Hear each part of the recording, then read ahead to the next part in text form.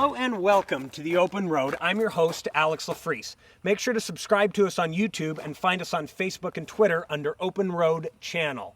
This week I'm reviewing the 2014 Mazda CX-5 Grand Touring. There are a lot of things to like about this car and one big, or should I say small thing, not to. Let's hit the open road.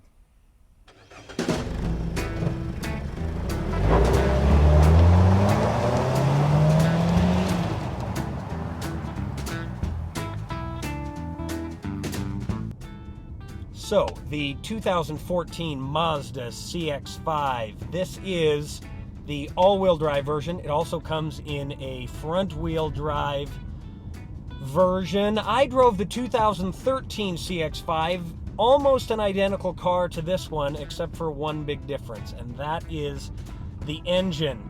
This has a 2.5-liter four-cylinder, putting out 185 horsepower and 184 foot-pounds of torque versus the 150 horsepower output of the old engine, and it is amazing what a difference 34 horsepower makes.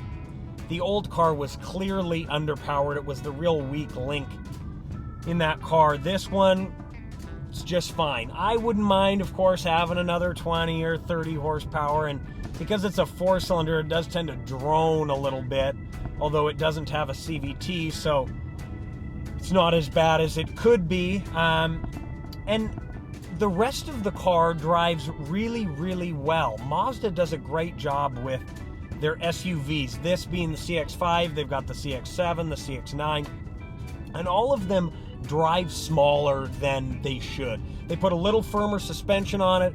The steering is electronically controlled, and they've put a nice little weight to it. The suspension is a little stiffer, which does give you a slightly more jarring ride, but it all adds to that sportiness that Mazda has really gone for. Their tagline the last number of years has been zoom zoom, and it sounds corny, but it really is sort of the case. I would say from a sporting aspect, their SUVs actually tend to do a little better job relatively than their cars do. So not a lot to complain about behind the wheel. The interior, again, Mazda has done a very, very nice job. The instrument panel is very well done. So many car makers can't seem to figure out where to put their information screen into the dash. Mazda has done a really good job. It's in the panel on the right. It's got all of the information that you would need. You can easily scroll through it with controls on the steering wheel, and the whole thing is basically black, white, and gray. So they didn't add a bunch of colors in there. It's clean, it's simple, and that design kind of flows through to the rest of the cabin. A lot of grays, blacks, and whites.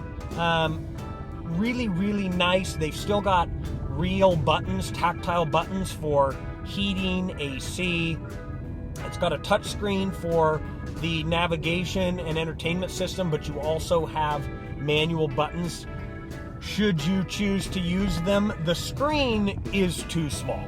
I don't know why Mazda made the screen quite that small. It is clearly too small and looks slightly out of place, but that's one of the very few things on this car, especially when it comes to the interior, to complain about. Because it's the Grand Touring, it comes with all sorts of bells and whistles, including heated seats, obviously the navigation, a premium Bose stereo system, bigger wheels, fog lights, the sunroof, leather with red contrast stitching in the seats, which is actually really cool looking, and they've done a good job with. So there's not a lot of features that I can think of that I really would want in this car that it doesn't have. It's got a lot of safety features, obviously a bunch of airbags. It's got a lane departure warning system, which is good. It's not too intrusive. It lets you know, but it doesn't punch you in the face to tell you that there's a car in your blind spot.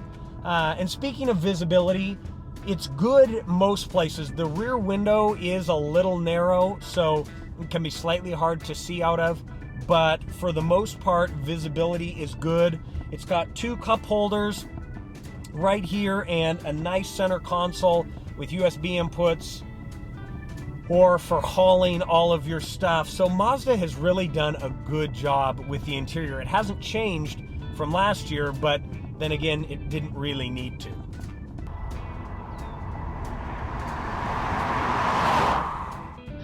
Rear legroom in the CX-5 is pretty good. The biggest problem is when you go to fold the seats down, the driver and passenger side seats have to be slid way up in order for the seats to go flush. Otherwise, they'll end up at sort of a 45-degree angle. But there is room for 3 back there, and the center little armrest does fold down there for a little added comfort. Overall, pretty comparable with everything else in the class.